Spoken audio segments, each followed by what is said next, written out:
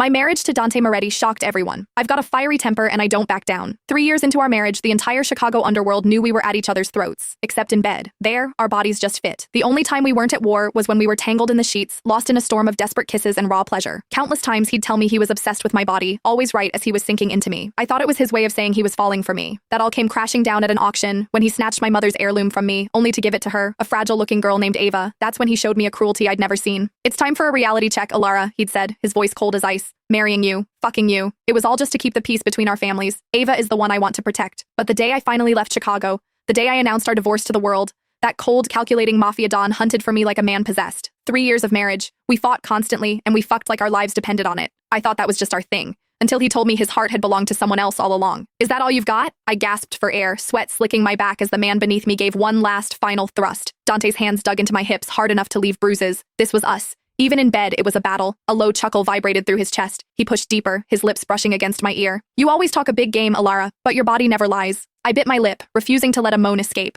I wouldn't give him the satisfaction, but Dante knew my body like the back of his hand. He knew every sensitive spot. He trailed soft kisses along my neck, a stark contrast to the brutal, perfect rhythm of his hips slamming into me. Until we both shattered, I couldn't stop myself from digging my nails into his broad, powerful back. "Satisfied, Alara?" Dante pulled away and slipped on his shirt. As usual, he grabbed a damp towel to clean me up. It was the only time he was ever tender. I forced the blush from my cheeks and shot him a defiant smirk. "Barely. You were adequate." His movements paused. A dangerous glint flashed in his eyes. "Guess I'll have to try harder next time." "I'm going to the underground auction tonight," I said, getting up to dress. I made my voice sound casual, bored. "There's something I have to get." "What is it?" "My mother's brooch." My voice trembled slightly, but I hit it. The diamond one. It was the last thing she left me. Lost 3 years ago during a family clash, and it had finally resurfaced on the black market. Dante fastened his cufflinks, his tone indifferent. "If you don't win it, I'll buy you something else to make up for it." My heart skipped a beat. A warmth spread through my chest. Was that concern? Maybe. Maybe he wasn't completely heartless. The auction was held in an abandoned factory on the outskirts of the city. Dim lights cut through the gloom, illuminating the faces of the city's most dangerous players. Dressed in a black gown, I sat in a corner, waiting. Next up, a 19th century diamond brooch. Bidding starts at 500,000. The auctioneer's voice echoed. My palms started to sweat. 600,000. 700. 1 million. I raised my paddle. 1.5 million, I said, my voice clear. The room fell silent. That price was far beyond the brooch's actual worth.